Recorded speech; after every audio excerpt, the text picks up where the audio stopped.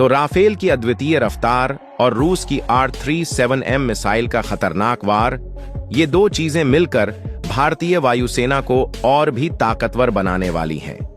दरअसल रूस ने भारत को एक बेहतरीन और ऐतिहासिक ऑफर दिया है, और यदि भारत ये ऑफर स्वीकार कर लेता है तो भारत हवाई युद्ध की धार को बदलकर रख देगा, क्योंकि इस मिसाइल की रेंज और ताकत फ्रांस के राफेल जेट के साथ मिलकर एक ऐसी त्रासदी बना सकती है जो किसी भी दुश्मन को चित्त कर दे। लेकिन सवाल ये है कि रूस द्वारा भारत को दिए गए इस प्रस्ताव से फ्रांस की परेशानी क्यों बढ़ गई है, और क्या यह ऑफर भारत के लिए फायदे होगा? आइए समझते हैं आज की इस वीडियो में।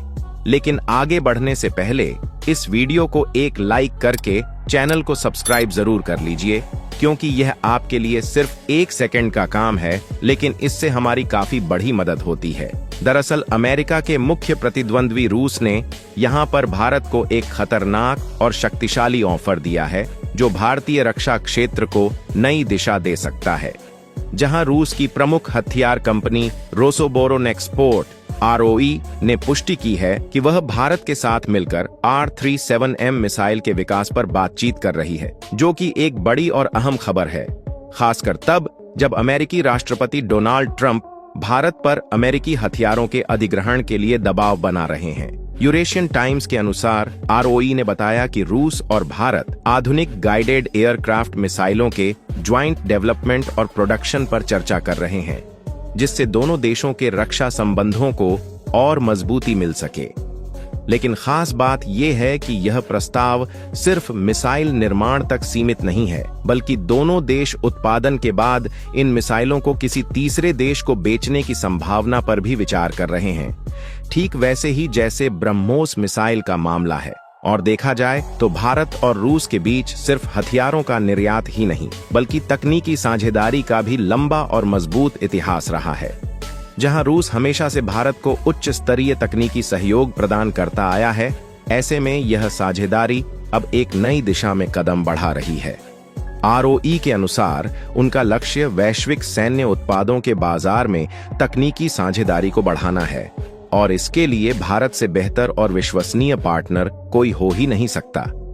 लेकिन गौर करने वाली बात यह है कि रोसोबोरोनेक्सपोर्ट के पुराने अनुमानों के मुताबिक 2030 तक सैन्य उत्पादों और तकनीकी अनुबंधों का वैश्विक बाजार में हिस्सा 40% तक पहुंच सकता है, जो अभी लगभग 20% है। यह आंकड़ा दिखाता है कि रूस भारत के साथ अपनी तकनीकी साझेदारी को और भी मजबूत करने की दिशा में काम कर रहा है। और यहाँ पर आपको बता दें, एरो इंडिया 2024 के दौरान आई कुछ अपुष्ट रिपोर्टों के अनुसार Adani defence and aerospace Bharat में R-73E मिसाइलों का स्थानीय स्तर पर उत्पादन करने की योजना बना रहा है। हालांकि अडानी डिफेंस की ओर से इस पर कोई आधिकारिक बयान नहीं आया है, और न ही कंपनी की वेबसाइट पर इस प्रोजेक्ट के बारे में कोई जानकारी उपलब्ध है। लेकिन यह संभावना भारतीय रक्षा उद्योग में एक महत्वपूर्ण बदलाव का संकेत देती है। इसके अलावा रूस ने भारत को दुनिया की सबसे लंबी दूरी की हवा से हवा में मार करने वाली मिसाइलों में से एक R-37M की पेशकश की है, जो भारतीय डिफेंस सेक्टर के लिए एक बड़ा सौदा हो सकता है। बात करें R-73E मिसाइल की, तो इस मिसाइल को नाटो ने AA-13X हेड नाम दिया है, और यह मिसाइल खासतौर पर उच्च मूल्य वाले हवाई लक्ष्यों को नष्ट करने के लिए डिजाइन की गई है, जैसे कि लड़ाकू विमान, AWACS advanced airborne warning and control system, tanker विमान और दुश्मन के लड़ाकू विमान।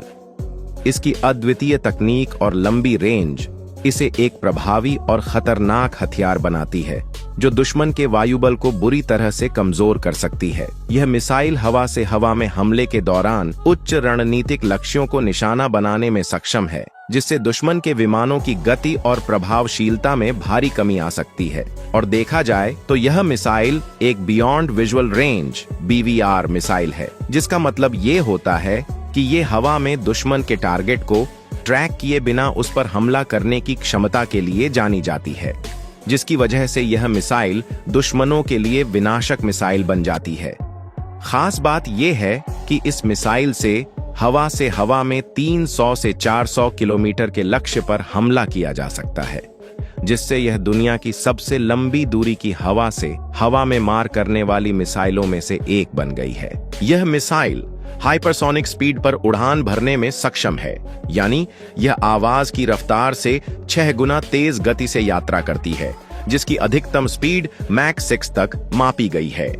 इस अद्वितीय गति के कारण यह मिसाइल दुश्मन के रक्षा तंत्र को चकमा देने और उसे नष्ट करने में बेहद प्रभावी साबित होती है। इसके अलावा यह मिसाइल एक बड़े पेलोड यानी भारी मात्रा में बारूद साथ में लेकर उड़ान भर सकती है, जो इसे और भी विनाशक बनाता है। ऐसे में यह मिसाइल भारत को दुश्मन के विमानों को लंबी दूरी से ही नष्ट करने की अद्वितीय क्षमता प्रदान करती है, जिससे भारत के हवाई प्रभुत्व में महत्वपूर्ण इजाफा होता है। और देखा जाए तो हवा में युद्ध के दौरान यह मिसाइल भारतीय वायुसेना को एक नया सामरिक एडवांटेज देती है, जिससे न केवल दुश्मन के विमानों को बेअसर किया जा सकता है, बल्कि हवाई खतरों से भी भारत की रक्षा क्षमताओं को एक नया मुकाम मिलता है। खासकर उच्च तनाव वाले क्षेत्रों में, जहां तेजी से निर्णय लेना और हमला करना बेहद अहम होता है, यह मिसाइल वहां भी भारत की सैन्य शक्ति को और भी मजबूत बनाती है और उसे किसी भी संभावित खतरे से निपटने के लिए तैयार करती है। इसके अलावा इस मिसाइल को भारतीय वायुसेना के विभिन्न लड़ाकू विमानों में आसानी से फिट किया जा सकता है, जिनमें Su-30 MKI, Rafale fighter jet और भविष्य के अन्य एयरक्राफ्ट भी शामिल हैं। इससे भारतीय वायुसेना को अपने हवाई खतरों का सामना करने में और भी ज्यादा ताकत मिलेगी। यहां पर रूस ने R-73E मिसाइल के कई उन्नत वेरिएंट्स भी विकसित किए हैं, जैसे R-73M, R-74, RVVMD, K-74M और K-74M2, जो अपनी क्षमता और रेंज के मामले में और भी प्रभावी हैं। इन मिसाइलों की विविधता भारत को विभिन्न तरह के हवाई युद्ध अभियानों के लिए तैयार करती है और वायुसेना की ताकत को कई गुना बढ़ा देती है। ऐसे में माना जा रहा है कि रूस के ऑफर से भारत के एक और दोस्त फ्रांस, जहां राफेल फाइटर जेट को बनाया गया है, उसे मिर्ची लग सकती है और यह काफी हद तक संभव है कि फ्रांस राफेल में इस मिसाइल को लगाने का विरोध भी करे। हालांकि फ्रांस के साथ भारत के अच्छे संबंध हैं और हो सकता है कि नई दिल्ली और पेरिस के बीच इस मिसाइल को लेकर भी समझौता हो जाए। वैसे यह देखना दिलचस्प होगा कि भारत का इस ऑफर प्रति क्या रुख होता है। क्या भारत इसे एक्सेप्ट करेगा या फिर नहीं, ये हमें कुछ समय पता चल जाएगा। वैसे इस ऑफर के बारे में आपको राय क्या है, कमेंट बॉक्स में जरूर दे।